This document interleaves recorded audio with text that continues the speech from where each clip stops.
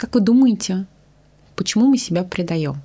Из того опыта, который был у меня, из какой-то насмотренности я понимаю, что мы предаем себя ради других людей, мы предаем себя ради каких-то идей, догм. Но самый обидный и непонятный вид предательства, который случается, это мы предаем, потому что мы себя не знаем.